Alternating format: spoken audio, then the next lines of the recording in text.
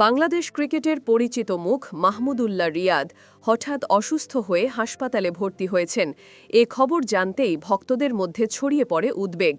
২৯ বছর বয়সী এই অভিজ্ঞ অলরাউন্ডার কিছুদিন ধরেই মাঠের বাইরে ছিলেন ইনজুরির কারণে।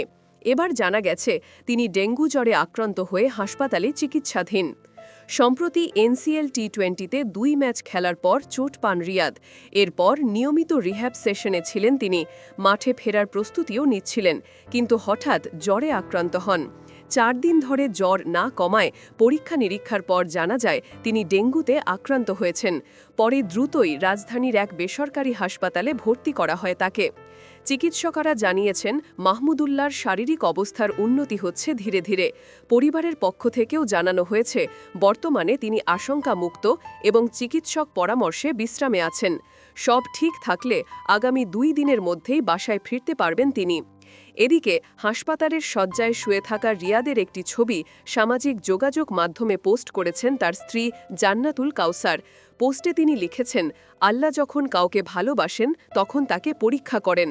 সব কিছুর জন্য আলহামদুলিল্লাহ, তার রিয়াদ জন্য দোয়া করবেন। এই পোস্টের পর ক্রিকেট প্রেমীরা শুভকামনায় ভরিয়ে দিয়েছেন মন্তব্য বক্স।